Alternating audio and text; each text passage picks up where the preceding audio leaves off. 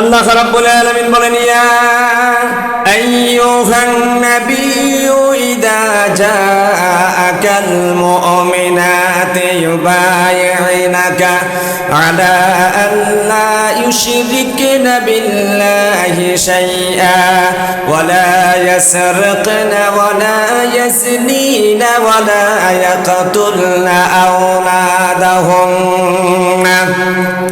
ওয়া লা ইয়াতিনা ببهتان يفترينه بين أيديهن وأرجلهن ولا يعصينك في معروف فبايعهن واستغفر لهن الله إن الله غفور رحيم জবান ছেড়ে দিয়ে পড়ি সুবহানাল্লাহ। আল্লাহ রাব্বুল আলামিন বিশ্বনবী জনাব মুহাম্মদুর রাসূলুল্লাহ সাল্লাল্লাহু আলাইহি ওয়াসাল্লামকে মক্কা শরীফ যেদিন বিজয় হলো, দুইটি ক্ষেত্রে আল্লাহর রাসূল সাহাবায়ে কেরামদের থেকে বায়াত নিয়েছেন। পুরুষদের থেকে আলাদা বায়াত নিলেন, মা বোনদের কাছ থেকে আলাদা বায়াত নিলেন। এই আয়াতে আল্লাহ পাক বিশ্ব নবীকে অর্ডার দিলেন, নবী গো, মক্কা শরীফ বিজয় হয়ে গেল, মা বোনরা যারা ইসলাম কবুল করে আপনার কাছে আসবে, কেমনে তারা তাদের জীবন অতিবাহিত করবে, ঈমান আনার পরে, ইসলাম কবুল করার পরে কি কি কাজ তাদের জন্য করতে হবে, কি কি কাজের অঙ্গীকার আপনি নেবেন, আমি আল্লাহ আপনাকে সূরাতুল মুমতাহিনার 12 নম্বর আয়াত দ্বারা অর্ডার দিয়ে দিচ্ছি।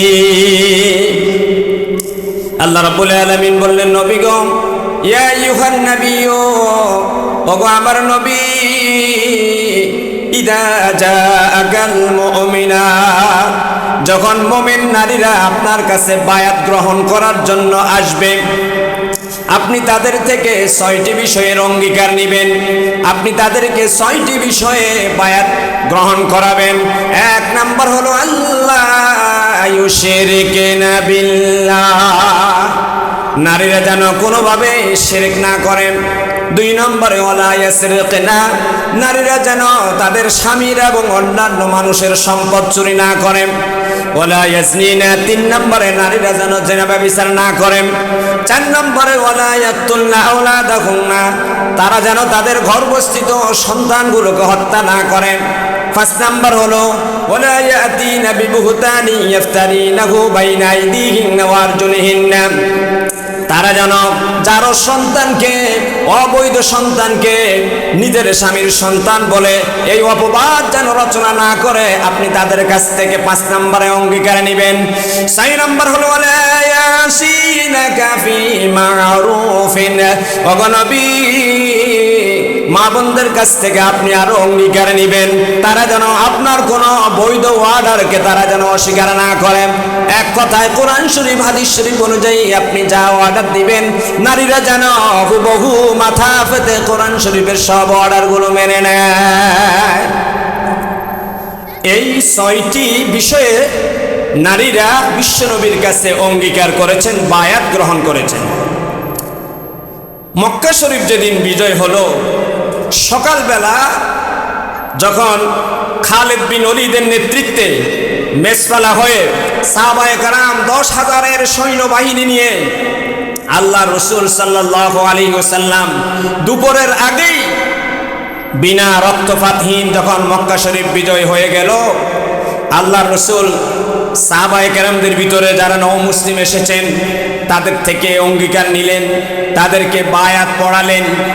এরপরে বিকালবেলায় সাফা পাহাড়ের উপরে, আপনারা অনেকে সাফা মারওয়া পাহাড় চিনেন, সাফা পাহাড়ের উপরে,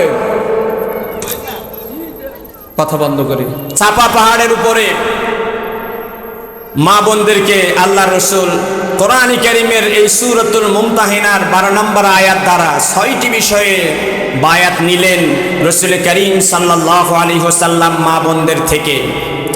সম্মানিতা মা এবং বোনেরা, আমরা এই পৃথিবীতে এক সময় ছিলাম না, এখন আছি আবার থাকবো না।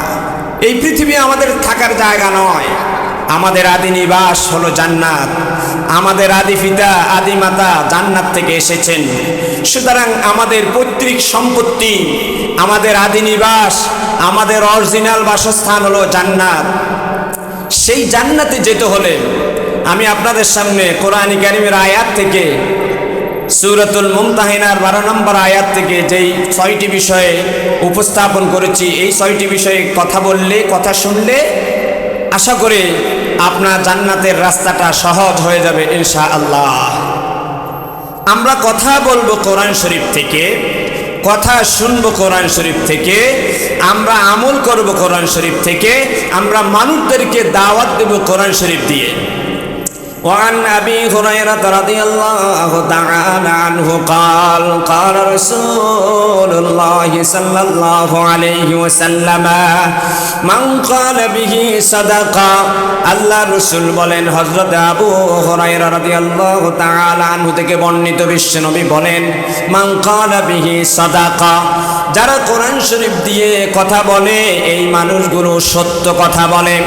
ওয়ামান হাকামা বিহি আদালা, যারা কোরআন শরীফ দিয়ে বিচার ফয়সালা করে এই মানুষগুলো সত্য এবং ইনসাফ ন্যায়পূর্ণ বিচার করতে পারে। ওয়ামান আমিলা বিহি উজরা, যারা কোরআন শরীফ দিয়ে আমল করে আল্লাহ পাক ওই মানুষগুলোকে পুরোপুরি প্রতিদান দান করেন।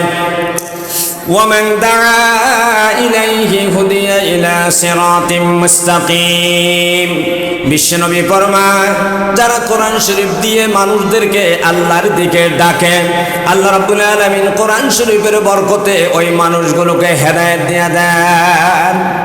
সুতরাং আমরা কথা বলবো কোরআন শরীফ দিয়ে, কথা শুনবো কোরআন শরীফ দিয়ে, আমরা বিচার ফয়সালা করব কোরআন শরীফ দিয়ে, আমরা আমল করব কোরআন শরীফ দিয়ে, আমরা মানুষদেরকে ডাকবো কোরআন শরীফ দিয়ে। এক কথায় কোরআন শরীফের বাহিরে কোনো কাজ মুমিনের জন্য করা জায়েজ নেই, হারাম হারাম হারাম।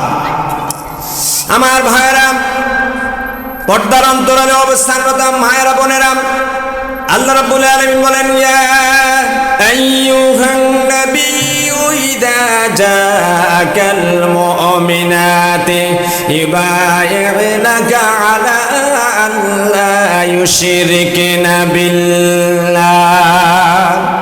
আল্লাহ রাব্বুল আলামিন বলেন, ওগো নবী, মক্কা বিজয় হওয়ার পরে ওই যে সাফা পাহাড়ের উপরে যে মহিলারা বসে আছেন, আপনি তাদের থেকে এই 6টি বিষয়ে অঙ্গীকার নিয়ে নেন।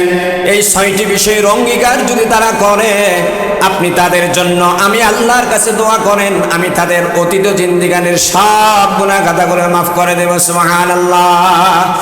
1 নম্বর হলো আল্লাহ ইউশরিকুনা বিল্লাহি শাইআ। আল্লাহ রাব্বুল আলামিন মানব সৃষ্টি করেছেন, নারীরা কি কি অপরাধ করতে পারে এটা আল্লাহ ছাড়া দুনিয়ার আর কেউ ভালো জানে না। এজন্য আমার আল্লাহ তার হাবিবকে বললেন, 1 নম্বরে তাদের কাছ থেকে অঙ্গীকার নিবেন, বায়াত নিবেন, প্রতিশ্রুতি নিবেন, তারা যেন কোনোদিন আল্লাহর সাথে কাউকে শরীক স্থাপন না করে, শিরক যেন না করে। শিরক এটা আরবি শব্দ, এর বাংলা অর্থ হচ্ছে অংশ, সমান, তারপরে অংশীদারিত্ব করা, আংশিক। অনেকগুলো অর্থে শিরক শব্দটা ব্যবহৃত হয় পরিভাষায়, কথায়, কাজে, আমলে। এক কথায় আল্লাহর সাথে, আল্লাহর সৃষ্টি জগতের কোনো বস্তুকে আল্লাহর সাথে সমান মনে করা, অথবা আল্লাহর সাহায্যকারী মনে করা, অথবা কোনো ক্ষেত্রে আল্লাহর সাথে অন্য কাউকে সমপর্যায়ের ইবাদতের ক্ষেত্রে, সাহায্যের ক্ষেত্রে, হায়াত দেওয়ার ক্ষেত্রে, উন্নতি দেওয়ার ক্ষেত্রে আল্লাহ ছাড়া তার সৃষ্টি জগতের অন্য কাউকে সমপর্যায়ের মনে করা হলো শিরক। এই অপরাধ যারা করবে তারা ঈমান থেকে খারিজ হয়ে যাবে। নাউজুবিল্লাহ। শিরক থেকে এসেছে শরীকুন। একটা উদাহরণ দিলে বুঝে আসবে। কোরবানির ঈদ যখন আসে তখন আমরা যারা একা কোরবানি করতে পারি না, তখন আমরা শরীকে কোরবান করি।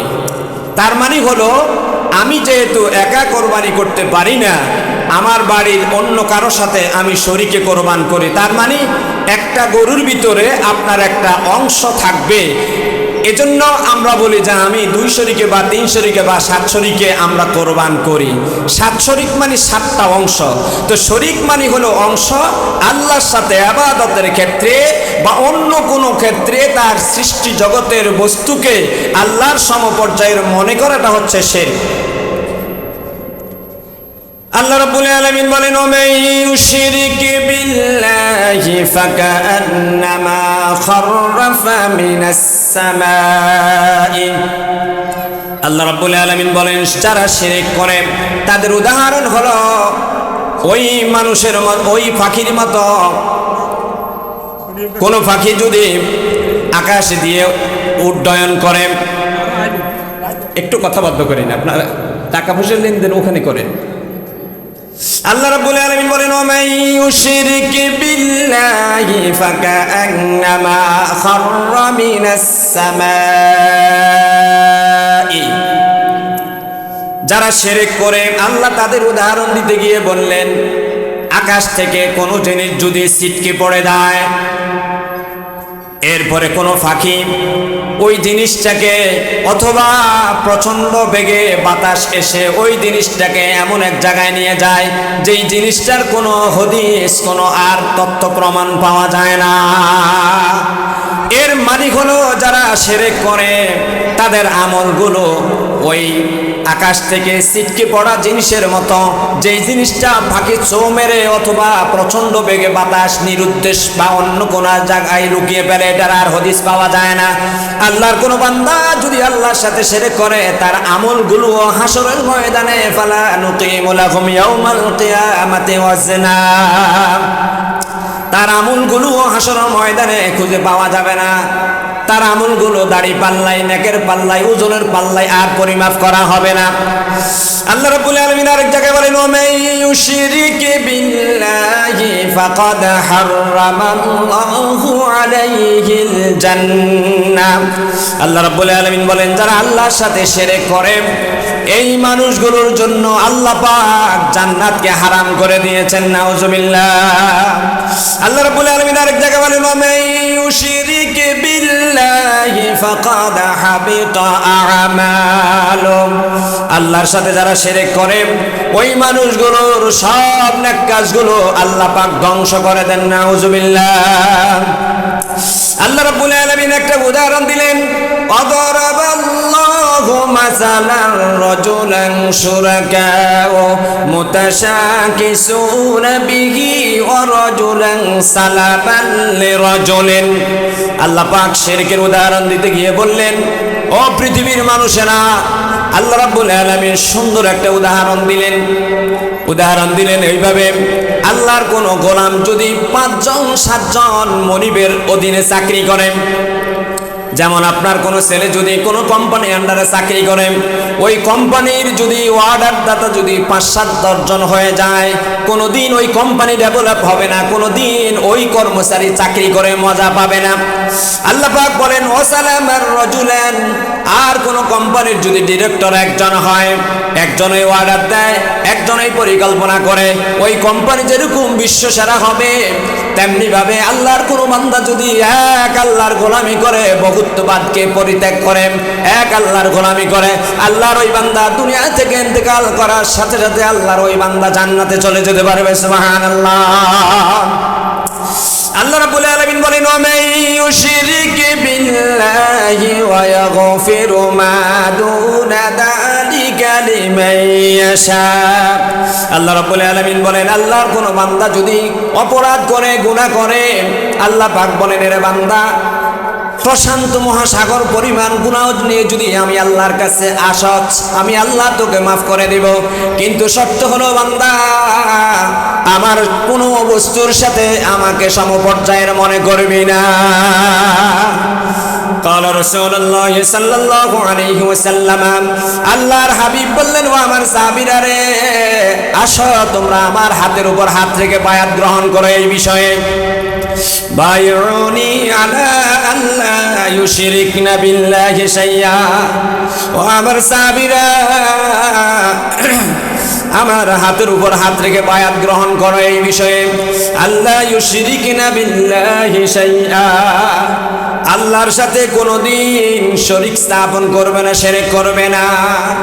ওয়া ইন কুতিলতা, যদি তোমাকে হত্যা করা হয়, ওয়া ইন হুররিকতা, যদি তোমাকে জ্বলন্ত আগুনে জ্বালাইয়া পোড়াইয়া মেরে ফেলা হয়, এরপরেও এক আল্লাহর সাথে শরীক স্থাপন করবে না। আমার ভাইরা, হযরত ইব্রাহিম খলিলুল্লাহ যখন এক আল্লাহর দাওয়াত দিলেন, বহুত্ববাদের বিরোধিতা করলেন, নমরুদের পার্লামেন্ট সিদ্ধান্ত দিয়ে দিল ইব্রাহিমের প্রাণদণ্ড হবে, যেহেতু সে আমাদের এই দেবতাগুলোর ইবাদত করে না, বরং আমাদের এই দেবতাগুলোকে ভেঙ্গে চুরমাচুর করে ফেলেছে। সুতরাং ইব্রাহিমের শাস্তি হলো ইব্রাহিমকে আগুনের কুণ্ডলিতে নিক্ষেপ করে তাকে প্রাণদণ্ড দেওয়া, আগুনে পুড়ে মেরে ফেলা। তার জন্য এই নমরুদের পার্লামেন্ট থেকে সিদ্ধান্ত এসেছিল। আমার মায়েরা বোনেরা, আপনারা জানেন ইব্রাহিম খলিলুল্লাহ যখন শিরক করে নাই, তার বাবা আজর মূর্তি পূজারী ছিল। গোটা ইরাক নমরুদের শাসন চলত। এক ইব্রাহিম খলিলুল্লাহ তাওহীদপন্থী ছিলেন, তাওহীদবাদী ছিলেন।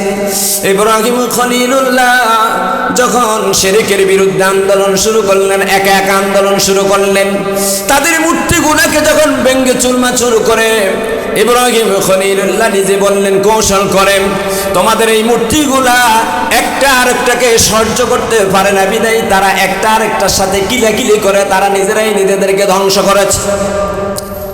নমরুদের পার্লামেন্টে দীর্ঘক্ষণ পর্যন্ত শুনানি হলো। শেষ পর্যন্ত ইব্রাহিম খলিলুল্লাহকে সাব্যস্ত করল দোষী হিসাবে। ইব্রাহিম আমাদের মূর্তিগুলো ভেঙেছে। সিদ্ধান্ত হলো আগুনের কুণ্ডলিতে নিক্ষেপ করে ইব্রাহিমকে প্রাণদণ্ড দেওয়া হবে। আমার রাসূল সেই কথাটাই বললেন, ওই কুতিলতা ও হুররিকতা, ও আমার সাহাবীরা রে, ইব্রাহিম খলিলুল্লাহর মতো আগুনের কুণ্ডলিতে যদি নিক্ষিপ্ত করে অথবা তোমাকে যদি শহীদ করে দেওয়া হয়, এরপরেও এক মুহূর্তের জন্য আল্লাহর সাথে শরীক স্থাপন করা যাবে না। আমার মায়েরা বোনেরা, শিরক জঘন্য অপরাধ। এই শিরক যারা করে আল্লাহ রাব্বুল আলামিন তাদেরকে মাফ করবেন না তাওবা নসুহা করা ছাড়া। শিরক যদি করেন আপনার জীবনের সব আমলগুলো বরবাদ হয়ে যাবে। শিরক হলো ইন্না শিরকা লাযুলমুন আযীম, শিরক হলো মস্ত বড় অপরাধ। আমাদের গ্রামে গঞ্জে মায়েরা আল্লাহর সাথে না বুঝে না শুনে তারা শিরক করতে থাকেন। তারা নামাজও পড়েন, আবার দান সদকাও করেন, আবার বিভিন্ন মাজারেও তারা মান্নত করেন। মান্নত এক আল্লাহ ছাড়া আর কারো মাজারে মান্নত করা যাবে না। এক আল্লাহ ছাড়া আর কারো কাছে সন্তান চাওয়া যাবে না। এক আল্লাহ ছাড়া আর কারো কাছে রিজিকের প্রশস্তি চাওয়া যাবে না। বিশ্বনবী বলেছেন, ইজা সাআলতা ফাসআলিল্লাহ, ও আমার সাহাবীরা যা চাইবা এক আল্লাহর কাছে চাইবা, দুনিয়ার কারো কাছে চাইবা না। ওয়া ইযাস্তাইনতা ফাস্তাইন বিল্লাহ, ও আমার সাহাবীরা যা চাইবা এক আল্লাহর কাছে চাইবা। আল্লাহ রাব্বুল আলামিন প্রত্যেকটি নামাজে প্রত্যেকটি রাকাতে আমাদেরকে সূরা ফাতিহার মাধ্যমে শিক্ষা দিয়ে দিলেন। এর বান্দা এভাবে বলে, ইয়্যাকা না'বুদু ওয়া ইয়্যাকা নাস্তাঈন। আমরা সবাই প্রত্যেক ফরজ ওয়াজিব সুন্নাত যে কোনো নামাজেই পড়ি না কেন, আমরা বলি ইয়্যাকা না'বুদু, ওগো আমাদের রব, ওগো আমাদের আল্লাহ, একমাত্র তোমার ইবাদত করি। ওয়া ইয়্যাকা নাস্তাঈন, এবং তোমার কাছেই একমাত্র সাহায্য চাই। আমার মায়েরা বোনেরা, আল্লাহ ছাড়া দুনিয়ার কোনো মানুষ কিছু দিতে পারে না। তা আমরা সবাই আল্লাহর কাছে গরিব। আল্লাহু হুয়াল গনি ওয়া আনতুমুল ফুকারা। আল্লাহ বলে, এরে বান্দা তোরা সব হলি ফকির, একমাত্র ধনী গনি হলাম আমি আল্লাহ। আল্লাহ রাব্বুল আলামিন কোরআনে কারীমের বিভিন্ন আয়াতে উদাহরণ দিয়ে বলেন, এরে বান্দা কেন আমার সাথে শিরক করবি? তিনটি কারণে মানুষ শিরক করেন। যেমন আল্লাহ রাব্বুল আলামিন উদাহরণ দিয়ে বুঝিয়েছেন, এই পৃথিবীর কোনো মানুষ যদি কোনো কাজ করতে চায় তাকে তিনটি জিনিসের সমন্বয় ঘটাতে হয়। এক নাম্বার হলো তার মেধা শক্তি লাগে, দুই নম্বরে তার শ্রম শক্তি লাগে, তিন নম্বরে তার অর্থ শক্তি লাগে। উদাহরণস্বরূপ হাজিরপাড়া হাই স্কুলের একটা ভবন নির্মাণ করতে হলে বা ইসলামিক সেন্টারের একটা ভবন নির্মাণ করতে হলে তিনটা শক্তি লাগবে। অর্থ শক্তি লাগবে, মেধা শক্তি লাগবে, শ্রম শক্তি লাগবে। অর্থ লাগবে জিনিসপত্র ক্রয় করার জন্য, শ্রম লাগবে, লেবার লাগবে। এগুলাকে পরিপাটি করে মিক্স করে সুন্দর করে রাজমিস্ত্রিরা যেভাবে করেন, ওই রাজমিস্ত্রির কাজ যারা করেন তারা হলো শ্রম শক্তি। এরপরে কত ফুট লম্বা হবে, কতটুকুন রড লাগবে, কতটুকুন খোয়া লাগবে, কতটুকুন বালি লাগবে, এর জন্য একজন ইঞ্জিনিয়ারের পরামর্শ নেওয়া লাগে। তাহলে ইঞ্জিনিয়ার হলো বুদ্ধি দান করেন, আর অর্থ দান করে আরেকটা শক্তি, শ্রম দেয় আরেকটা শক্তি। তাহলে একটা ভবন নির্মাণ করতে হলে তিন ধরনের শরিক লাগে। অর্থ এক ধরনের শরিক, শ্রম আরেক ধরনের শরিক, প্ল্যান বুদ্ধি আরেক ধরনের শরিক। আমার মায়েরা বোনেরা বলেন তো, মাইকের আওয়াজ যত জায়গা যায়, আমার আল্লাহর অর্থ শক্তি আছে কিনা? আল্লাহ রাব্বুল আলামিন নিজেই বলেন, আল্লাহু হুয়াল গনিয়্যু ওয়া আনতুমুল ফুকারা। এরে বান্দা, সম্পদশালী হতে চাস, আমি আল্লাহর কাছে চাই, তাহলে আল্লাহ সম্পদশালী, আল্লাহ সব কিছুর মালিক। দুই নম্বর হলো আল্লাহর শ্রম শক্তি আছে, আল্লাহর প্ল্যান আছে। আল্লাহ কো আল্লাহু আ'লামু বিমা তা'মালুন। এরে বান্দা, আমি যা জানি তোমরা তা জানো না। আল্লাহ হলেন ইন্নাল্লাহা আলা কুল্লি শাইইন কাদির, সব বিষয়ে ক্ষমতাবান। সুতরাং সন্তান চাইবেন আল্লাহর কাছে, রিজিক চাইবেন আল্লাহর কাছে, ধন দৌলত চাইবেন আল্লাহর কাছে। সব মানত হবে এক আল্লাহর জন্য, এক কথায় কথায়, কাজে কর্মে চলনে বলনে এক আল্লাহ ছাড়া আর কারো কোনো গোলামি করা যাবে না, সিজদা দেওয়া যাবে না, কারো কাছে রিজিক চাওয়া যাবে না, কারো কাছে সম্মান চাওয়া যাবে না। সম্মান দিবে আল্লাহ, রিজিক দিবে আল্লাহ, হায়াত দিবে আল্লাহ, মওত দিবে আল্লাহ। এক কথায় সব কিছুর মালিকানা এক আল্লাহ ছাড়া আর কাউকে দেওয়া যাবে না। আল্লাহ রাব্বুল আলামিন বলেন, কুল ইন্না সালাতি ওয়া নুসুকি ওয়া মাহইয়ায়া ওয়া মামাতি লিল্লাহি রাব্বিল আলামিন। আল্লাহ রাব্বুল আলামিন বলেন, নবী গো, আমার আয়াত দিয়ে তামাম পৃথিবীর সব মানুষদেরকে শুনিয়ে দেন। আপনি এভাবে বলুন, নিশ্চয় আমার নামাজ, কুল ইন্না সালাতি, নিশ্চয় আমার নামাজ, ওয়া নুসুকি, আমার কোরবানি, আমার যাবতীয় আমল, ওয়া মাহইয়ায়া, আমার হায়াত, ওয়া মামাতি, আমার মওত।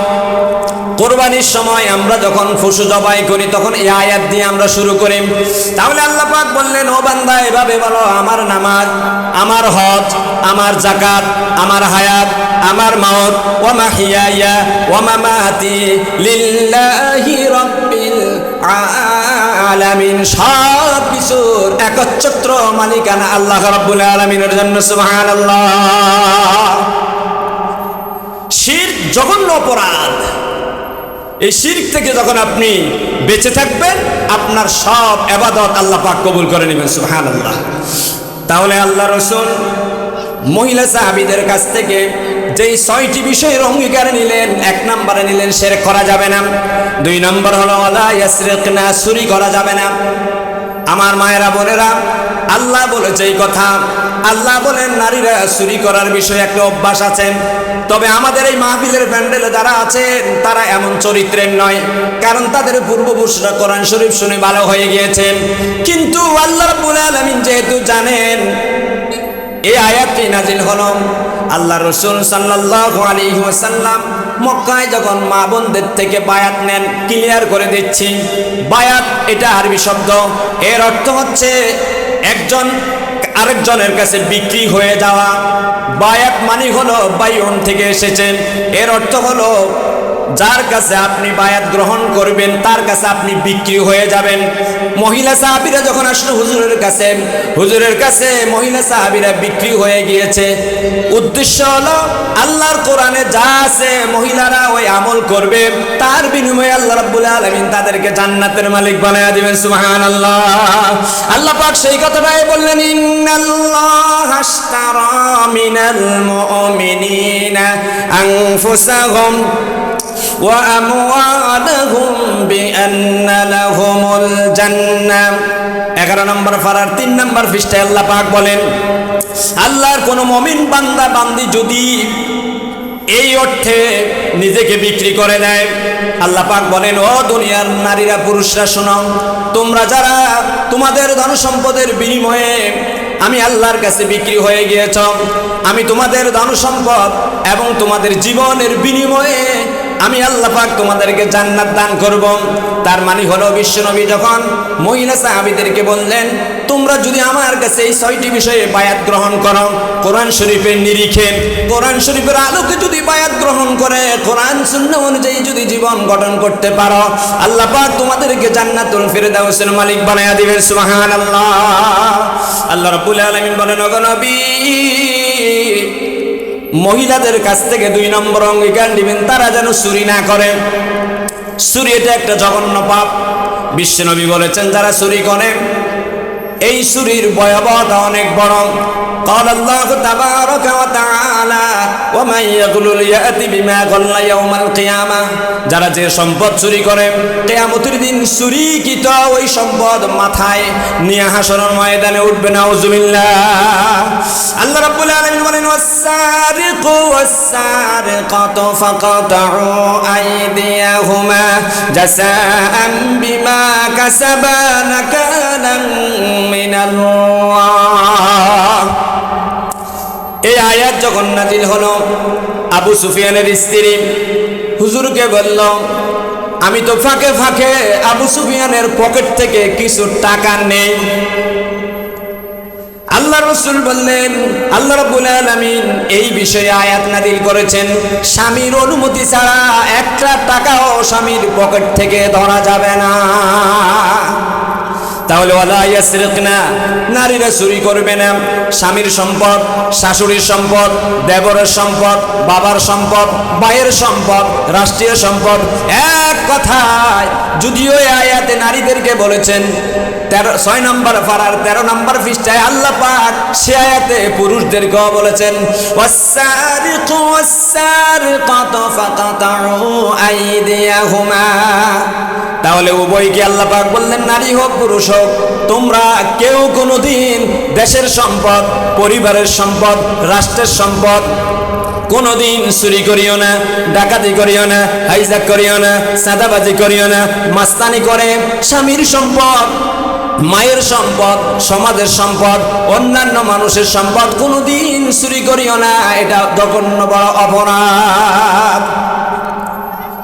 একটা রাষ্ট্র তখনই ডেভেলপ হবে যখন ওই রাষ্ট্র থেকে দুর্নীতি, চুরি, সাদাবাজি, মাস্তানি বদ্ধ হয়ে যাবে, তখন ওই রাষ্ট্রটা উন্নত রাষ্ট্রে রূপান্তরিত হবে।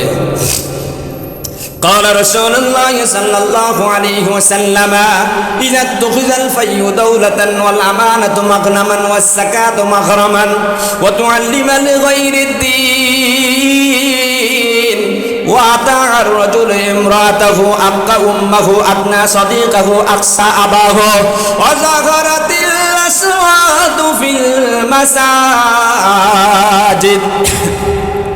বিশ্বনবী জনাবে মুহাম্মদুর রাসূলুল্লাহ সাল্লাল্লাহু আলাইহি ওয়াসাল্লাম ফরমা, ও আমার সাহাবীরা শুনো, ইজাত তুখিজাল ফাইয়ু দাওলাতান, যখন রাষ্ট্রের, সমাজের, পরিবারের কেউ রাষ্ট্রের সম্পত্তিকে চুরি করে নিজের মাল মনে করে খরচ করবে, ওয়াজ যাকাতু মাগনামান, যাকাত ওয়াজ-যাকাতু মাগরামান, যাকাতকে জরিমানা মনে করবে, ওয়াল আমানাতু মাগনামান, আমানতকে নিজের গনিমত মনে করবে।